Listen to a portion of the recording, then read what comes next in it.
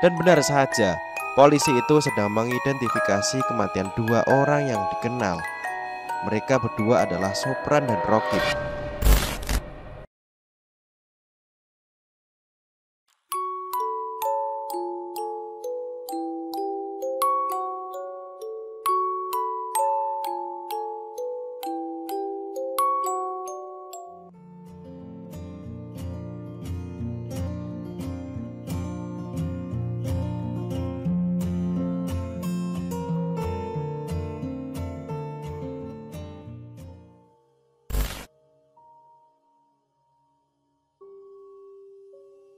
"Kenapa, Pak?" tanya Sobri. "Si pelaku menghalang-halangi. Dia kesurupan sejenak sebelum kami tiba," ucap polisi. Sobri merasa aneh dengan pernyataan polisi mengenai telatnya ambulan untuk mendatangi lokasi. "Sebaiknya nanti kita bicarakan di kantor. Kami juga sudah menghubungi ambulan dan sekarang sudah dalam perjalanan," ucap polisi itu. Mas gak apa-apa kan?" tanya Sobri. Ando masih terdiam. Ia menghantam banyak tangannya ke aspal. "Mas, cukup. Semua yang sudah dijadikan target dari ritual ini tidak akan bisa lepas kecuali mati," ucap Sobri. Ando menatap Sobri. "Bawa aku ke sana," ucap Ando. "Kemana, Mas?" tanya Sobri. "Rumah Asmara." Ambulan mulai datang. Para petugas mulai mengangkat jenazah Rokib dan Sopran. Sedangkan Ando, ia mendekati pelaku penabrakan tersebut. Ando tidak ingin menghajarnya, namun ada beberapa pertanyaan yang ingin Ando tanyakan kepada supir truk itu. "Apakah kau sengaja menabrakkan trukmu kepada kakakku?" tanya Ando. Sopir itu ketakutan. Ia menggeleng-gelengkan kepalanya. "Aku tidak tahu," ucap sopir itu. "Kenapa kau tidak tahu?" tanya Ando. "Kakiku tidak berhenti untuk menginjak gas saat keduanya tengah berada di jalanan. Kecepatan mobil juga tiba-tiba naik hingga mereka terpental tepat di depan rumah ini," ucap supir itu. "Lalu," tanya Ando, "saat aku mendekati mereka, aku melihat sosok wanita mendekatiku dan saat itu aku tidak sadarkan diri. Orang-orang bilang aku kerasukan hingga menghalang-halangi para pengendara yang ingin menghubungi pihak ambulan," jelas supir itu. "Jam berapa kejadian itu berlangsung?" tanya Sobri yang tiba-tiba berada di samping Ando. "Sebelum subuh," jawab sopir itu. "Sudah kuduga," ucap Sobri. "Kenapa, Bri?" tanya Ando. "Dukun itu telah merancang sebuah serangan ini. Setelah keduanya tertabrak dan sekarat, pasti ada orang yang melihat kejadian ini dan berkeinginan untuk memanggil ambulan. Namun, jin peliharaan dukun itu segera masuk ke dalam tubuh supir ini," jelas Sobri. "Tujuannya?" tanya Ando. "Agar ambulan datang terlambat dan Mas Ando bisa menyaksikan kematian keduanya. Hal ini yang memberikan efek kelemahan mental dalam diri Mas Ando," jelas Sobri. Ando semakin kuat untuk segera menghentikan ritual mematikan ini. "Maafkan saya, Mas. Saya dirasuki oleh sesuatu," jelas supir itu. Ando segera meninggalkan supir itu. Ia meminta Sobri untuk menuju rumah sakit. "Mau apa, Mas?" tanya Sobri. "Memberi peringatan kepada Papi," jelas Ando. Dari kematian keduanya, Ando semakin yakin bahwa kematian kakaknya adalah karena kesalahan yang diperbuat keduanya saat membunuh Asmara. Beberapa hari sebelum hari ke-40, Haji Yasir masih berada di rumah sakit. Pandangannya mulai kabur. Ia melihat banyak sekali orang-orang berdatangan hanya untuk menjenguk keluarganya. Namun tidak bagi Haji Yasir. Ia merasa bahwa kehidupannya sangat hampa. Dari kejauhan, seorang suster menuju ke arahnya. "Pak, sebentar ya, saya periksa lagi," ucap suster itu. Saat suster melihat ke arah bantal, ia terkejut bukan main. Suster itu melihat banyak pasir yang berada di bantal itu. "Pak, Bapak habis dari mana?" tanya suster itu. "Suster, kepala saya sakit," ucap Haji Yasir. Suster itu segera memanggil dokter karena ada satu keanehan. yang tidak bisa dijelaskan secara akal. "Kenapa, Sus?" tanya dokter. Baru saja si dokter itu masuk, kepala Haji Yasir kembali menjatuhkan pasir-pasir. "Astagfirullah," ucap dokter itu. Hari ke-40. Tepat di hari ini, Ando dan Sobri berencana untuk menghentikan ritual mematikan ini. Namun, sebelum ia berangkat, Ando mengunjungi ayahnya dahulu yang masih berada di rumah sakit. Saat berada di rumah sakit, dokter langsung meminta kepada Ando agar berbicara di ruangannya. Dokter itu memberitahu bahwa ayah Ando mendapati sesuatu yang aneh selama masa perawatan berjalan. Ando hanya bisa menerima semua keluhan dokter tersebut. Ia tak mungkin menyelamatkan Haji Yasir karena di dalam organ kepalanya dipenuhi pasir yang entah dari mana munculnya. Setelah usai diberitahu, Ando pun menceritakan hal ini kepada Sobri yang menunggunya di luaran. Sobri hanya bisa terdiam. Ia tahu bahwa target berikutnya adalah Ando. "Kita harus bergegas untuk menuju ke sana, Mas," ucap Sobri. Saat itu juga mereka langsung berangkat untuk menghentikan ritual Segoropati. Dalam perjalanan, Sobri lebih banyak terdiam. Ia tak tahu bahwa konflik ini berkepanjangan dan memakan banyak korban.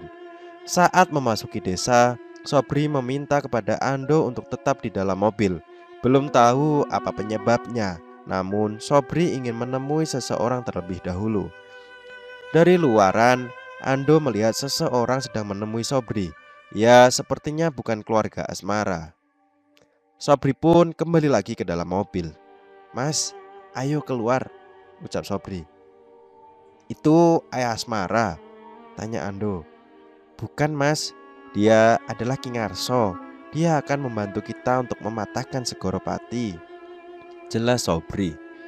Ando mengikuti apa yang diperintahkan oleh Sobri kepadanya. Akhirnya mereka berdua memasuki rumah King Arso. Di dalam rumah, King Arso telah menyediakan beberapa alat untuk mencegah ritual itu terjadi. "Dukun itu sangatlah kuat, namun aku bisa membentengimu dengan memasukkan sesuatu ke dalam tubuhmu," jelas King Arso. "Apa itu?" tanya Ando. King Arso memasukkan sebuah benda ke dalam sebuah apel.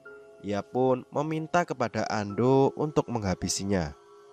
"Habiskan, itu adalah peganganmu," jelas King Arso. Ando pun memakan makanan itu. Ia kemudian merasakan ada sesuatu yang memasuki tubuhnya. "Selama benda ini tidak hilang, kalian aman," ucap King Arso. "Alhamdulillah, terima kasih Pak," jelas Sobri. "Namun, aku tidak bisa menyelamatkan ayahmu. Ia sudah menjadi incarannya," jelas King Arso. Ando hanya pasrah mendengar seluruh pernyataan King Arso terhadap Haji Yasir. "Lalu, bagaimana untuk mematahkan ritual ini?" tanya Ando. King Arso menjawab, "Ritual ini hanya dijalankan setiap 10 hari sekali. Itu atas permintaan penuntut terhadap dukunnya. Jika seluruh objek telah dinyatakan terpenuhi, maka ritual ini akan selesai. Jadi artinya tidak ada hal yang bisa untuk menghentikan ritual ini kecuali dari pihak penuntut sendiri," jelas King Arso. Ando pun terdiam.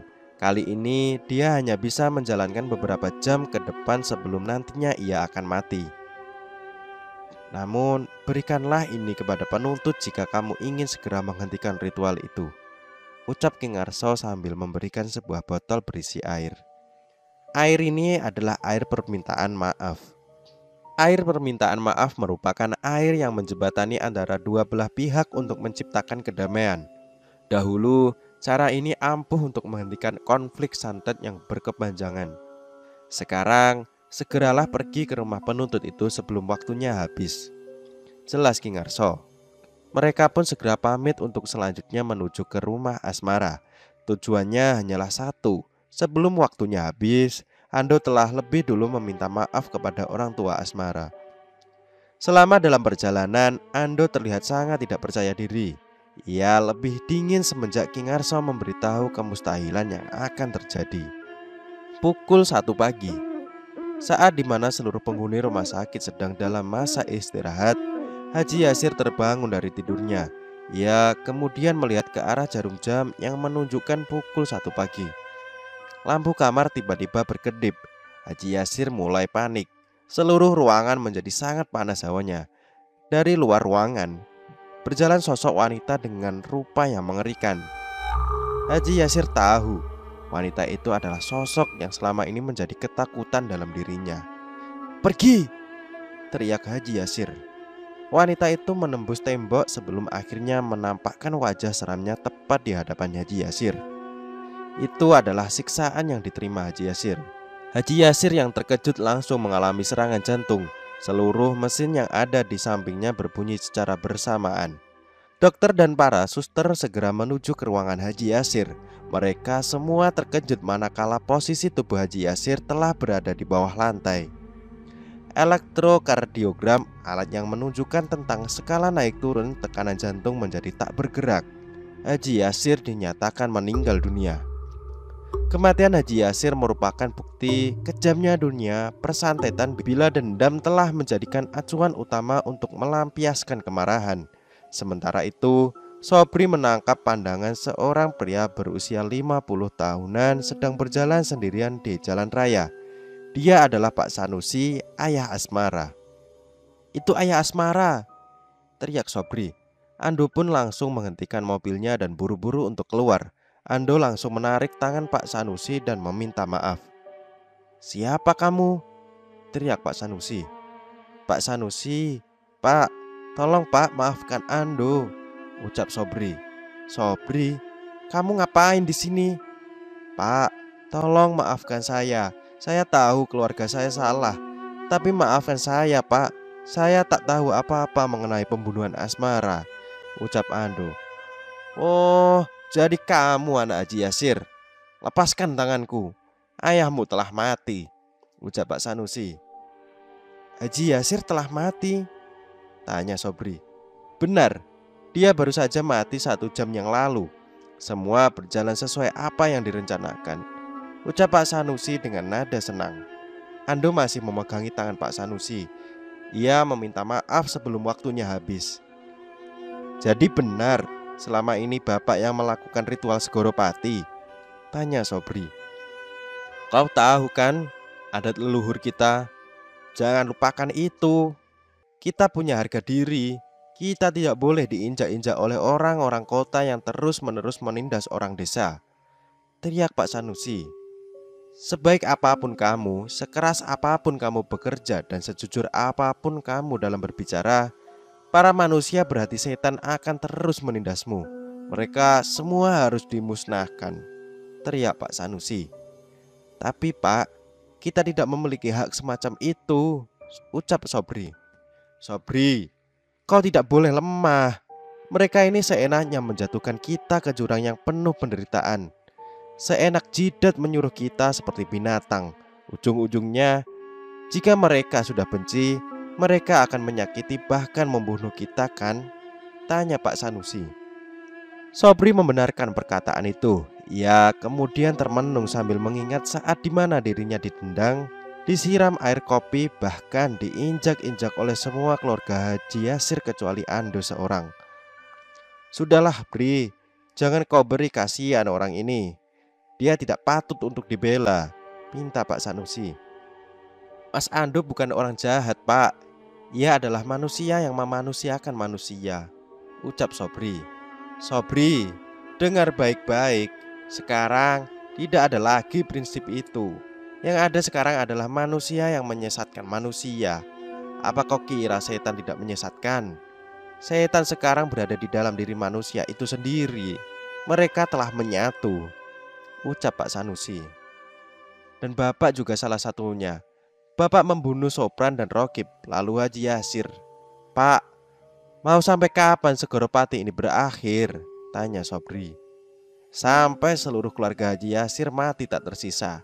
Aku yakin keturunannya akan lebih dari setan," jelas Pak Sanusi. "Mas Ando adalah orang yang membela Asmara saat dirinya dihina dan dilecehkan. Bapak mau membunuh orang ini.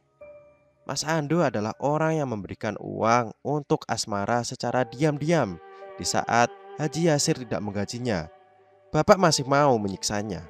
tanya Sobri. Sedikit demi sedikit hati Pak Sanusi jatuh dalam telaga penyesalan. Pak, dendam tidak akan berakhir. Setan senang kita seperti ini. Sekarang semuanya sudah selesai. Apa yang Bapak mau sudah diselesaikan. Tapi tolong Pak, maafkan Mas Ando. Ia tidak terlibat, pinta Sobri. Pak Sanusi menyuruh Ando bangkit. Bangunlah nak, aku tahu ada sesuatu yang kau titipkan kepadaku. Berikan itu kepadaku, pinta Pak Sanusi. Ando pun langsung memberikan sebotol air kepada Pak Sanusi. Ternyata cara pendekatan yang dilakukan oleh Sobri membuahkan hasil. Pak Sanusi langsung meminum air itu sampai habis. Itu artinya kedua belah pihak telah berdamai dan Segoropati telah berhenti. Terima kasih Pak, terima kasih, ucap Ando. Sekarang pulanglah, urus pemakaman ayahmu, pinta Pak Sanusi. Sobri langsung memeluk Pak Sanusi. Ia berterima kasih kepada Pak Sanusi karena telah memberikan pintu maaf kepada Ando. Di saat Sobri memeluk Pak Sanusi, ia melihat seorang wanita cantik tengah berdiri di tengah jalan sambil tersenyum. Dia adalah Asmara. Asmara, terima kasih, ucap Sobri. Dan cerita pun tamat.